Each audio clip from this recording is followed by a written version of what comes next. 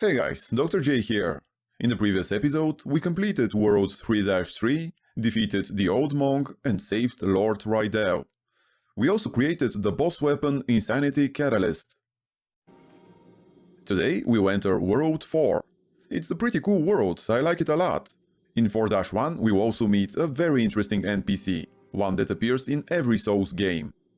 The first level of World 4 is probably the hardest first level for our class out of all 5 worlds. That being said, we've become so powerful that we'll absolutely breeze through it. So this is probably going to be another short episode. Let's go to the World 4 Arkstone and teleport to 4-1. The design of this level is somewhat different than the ones we've explored before. I guess 2-2 is somewhat similar, but not really. We can go straight to the boss room in 4-1 and it will only take us a few minutes to reach it. Before I continue, let's talk about the enemies here. Most of them are skeletons. They are the reason why I said this level is the most difficult one for our class. The ones wielding swords will start rolling towards us when they sense us. If we can't kill them before they reach us, they'll crash into us and interrupt our spellcasting. We're powerful enough to one-shot all of them, so they're not going to be a problem, but if we couldn't, they could absolutely destroy us in seconds. You see? It's incredibly difficult to cast a spell once they reach us. The best way to defeat them when they get close is to stay barely out of their attack range, but still close enough so they don't start rolling, and then wait until they start their attack before you start casting a spell. The ones wielding bows are easy to kill, they're no different from the Boletarian soldiers. We've already reached the first fog gate, but before we go through it, let's kill the 2 skeletons above it.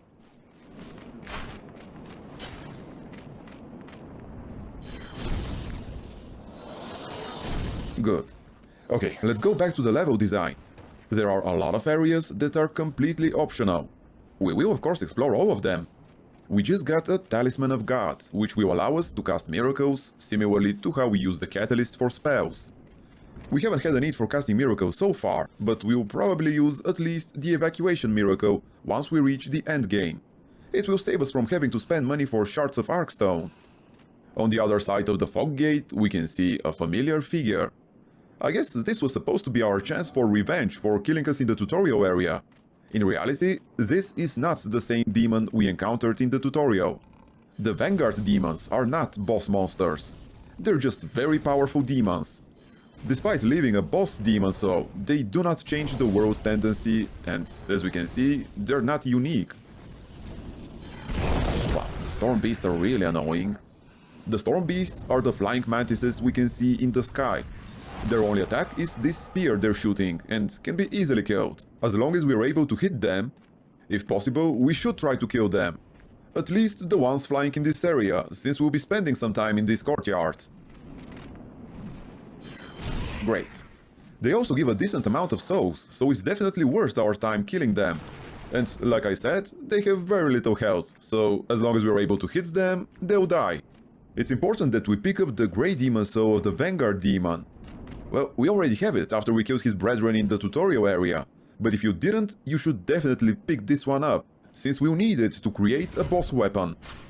That was the first instance of a pressure plate trap. There will be several of those in this level.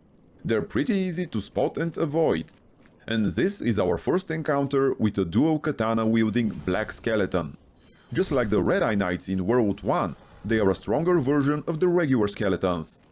Fortunately, these ones do not roll. The Crescent Falchion we just picked up can regenerate our mana similarly to the Fragrant Ring. So if for some reason you didn't start as a royalty, it might be worth coming in World 4-1 just to get it. As you can see, it's near the beginning of the level, and you can skip all of the enemies and just come here and grab it. Another item I should probably talk about is the soul remains we keep collecting.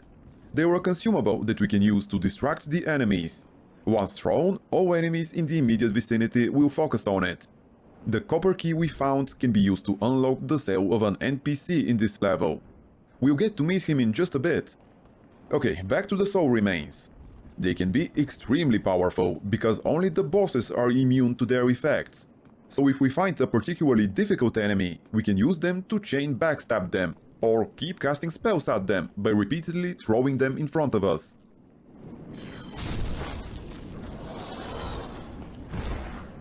There are a couple of sword skeletons in this tunnel. The first one is easy to kill from a distance. The second one will be on our right and may pose a problem. Yeah, that's what I meant. They can be very dangerous in cramped spaces. Down the stairs on the right, there is a wall. It's actually just an illusion though. We can swing our crisp blade at it and it will dispel the illusion. We won't do that though. We'll enter the tunnel behind this wall through another place. Before we go outside, let's grab the compound longbow that's near the skeleton we killed before entering the tunnel. Now we can go outside and up the slope where we will eventually reach a tree. There is a nest on top of that tree, used by Sparkly the Crow. There's one like him in every Saw game. He's basically a trader. We can drop certain items near the tree, and if we then leave the game and then reload it, or return to the Nexus and come back here, the Crow will have left another item. You, Scary, give Sparkly me. Give Twinkly me. You, trade, give me Sparkly, Twinkly. Only specific items can be traded. If I don't forget, I'll leave a link in the description to a site where you can see those items. We don't have to use him to unlock the Platinum Trophy. Let's try to kill the Crystal Lizard now. That's nice we caught him, but I forgot to pick up the Stone of Ephemeral Eyes from that body. I guess I'll go and do that. I'll probably do a jump cut.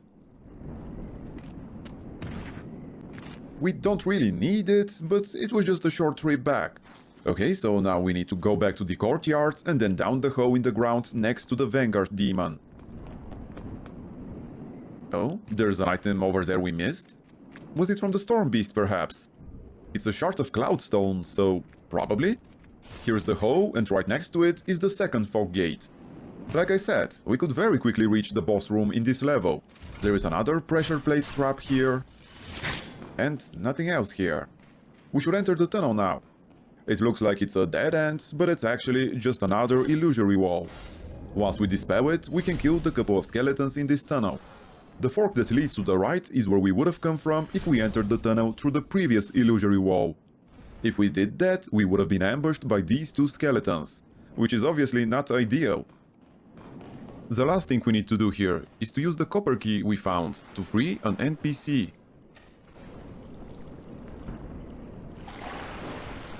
What's up with these talk prompts not appearing? Whew, you saved me. Heavens, I can't believe I fell for that trap. I suppose I owe you now. I'm Grave Robber Blige. As thanks, I can provide you with useful goods. Who couldn't do with a little help down in these parts? He is this world's vendor. Most of his items are not particularly noteworthy, but he is the only vendor that sells soul remains. And, like I said, they can be extremely useful, so keep that in mind. Okay, let's see if he'll tell us anything else interesting. This shrine was used in a ghastly ritual by an ancient tribe. They've long perished, and now demons have put the souls to work. At least here you're killing things that are already dead, like skeletons and shadow lurkers. That's what I like about this place. Better than killing those poor soul-starved humans, right? Better than killing those poor soul... Nothing suits your fancy? Well, don't be too frugal. A bit of indulgence goes I guess now's a good time to talk about this place, since there's nothing else in this hall. We know from the description on the Arkstone that this was the island shrine of the Shadow Man. And that's all it was. People came here to worship their gods and perform rituals for fallen heroes. When the colorless fog appeared, however, all those legends and beliefs became reality. I think most of the enemies in this world are just fictions come to life. Actually, before going through the fog gate, there are a couple more items here we need to collect. The Uchigatana is a very good weapon, and I definitely would have used it if I was playing a melee character. It's got good dexterity scaling, and it only requires 12 strength if you're two-handing it. It actually can be upgraded into a crescent weapon, and will receive very good magic scaling. So we could use it even with our current build, but why would we? Okay, we're done here, so it's time to go through the fog gate. There is a staircase to the left of us that we'll need to climb, to get up to another part of the wall. We have a couple of skeletons in front of us. The second one has a bow, so it's best to wait until he shoots and then attack him. Good, and left of us is another dual katana wielding black skeleton. He guards a corpse with the Adjudicator shield. Here's the corpse. This shield is actually the basis for the boss demon in 4-1 created by the colorless fog. It's not a particularly good shield, but it does regenerate your health, so if you're two-handing a weapon, you might as well equip this shield. It can be upgraded with colorless demon souls, which would increase the health regeneration. There's some half-moon grass we can collect here, and then we should cross this plank. Here's another itemized soul, and after we pick it up, we can go down this crumbled section of the wall. We can find an upgrade material in this corpse, and it doesn't look like we can kill this storm beast. After collecting the Stone of Ephemeral Eyes, we should go back to that plank we crossed. There is a pressure plate below us, but we should be able to avoid it if we roll over. Nice. There is an itemized soul here, and if we continue this way and go around the corner, we'll find another one. Now we should go down and onto the cliff path.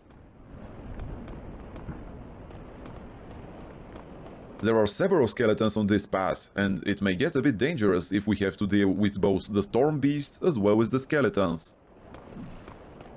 Here's the first of them. They're a new type of skeleton, a gold skeleton.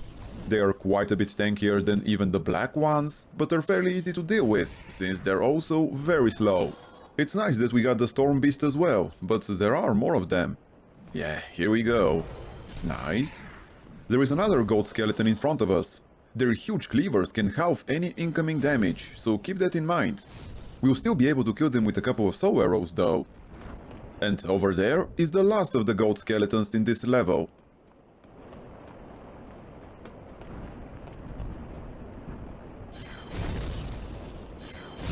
Great, we're nearly done with this level. The third fog gate is right after that skeleton. Don't worry about that item, we'll pick it up in just a bit. Let's go up these stairs. There is some late moon grass in this corpse. Next we should go over the broken part of the wall here and then down the stairs. We can hear a crystal lizard nearby, but don't worry about it right now.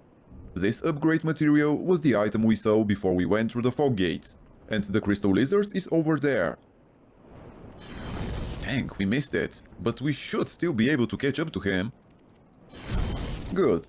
Now, although there's nothing to indicate that we can, we will continue going up this path. This will lead us near the start of the level, but on the other side of one of the walls. The Regenerator's Ring does exactly what it says. It regenerates health. It's pretty useless, it only heals us for 4 HP per second, so it's not going to save us in combat. But we do need it for a trophy, so we had to pick it up. Now we'll go back up the stairs and this time cross the wooden beam to pick up another ring. Crossing this beam is not particularly difficult, and even if we fall, we can just go up the stairs again. The Grave Robber's Ring is much more useful than the Regenerators. It works like a Thief's Ring, but for Black Phantoms. It will be crucial for the strategy I'm going to use to defeat certain named Black Phantoms. Anyway, we reached the boss room. The only thing that stands between us is this black skeleton. Now we can pick up some half-moon grass and then start the boss fight. For a ranged character like us, this boss is extremely easy to kill. Although he looks huge, like the Tower Knight, the actual boss is the bird on top of the giant's head. After we hit him once, we need to wait for his attack, because it will destroy part of the floor. And it's imperative we stay up here.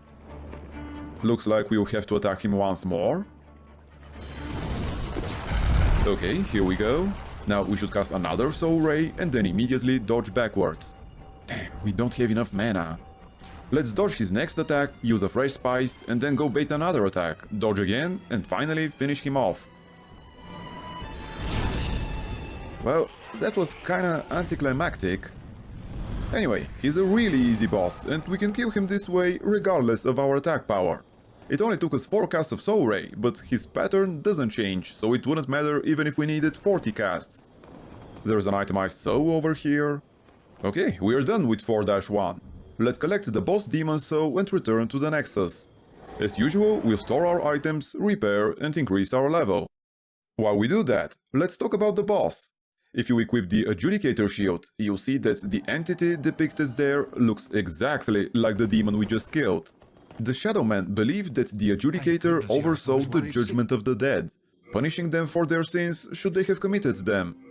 The colorless fog used that belief and created him exactly like he was depicted in their legends. His soul can be used for the creation of a boss weapon as well as the regeneration miracle, though we still haven't freed the NPC that could teach us this miracle. Well, that was all I wanted to say about the boss. Let's finish repairing our equipment and then go over to the Maiden in Black and start increasing our faith stat. You come back.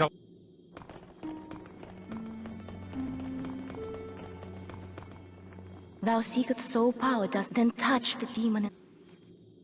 Soul of the mind, key to life's... Faith also increases our magical defense, which is pretty nice, since our Crystal Blade and Ring of Magical Sharpness reduce our magical defense by quite a lot. I think this is a good place to end the episode. I hope you've enjoyed it, and if you did, please consider pressing the like button and subscribing to my channel. It will help me a lot and encourage me to bring more content for you guys. I'm releasing new videos daily, so hopefully I'll see you guys tomorrow, when we'll continue our journey through the world of Demon Souls.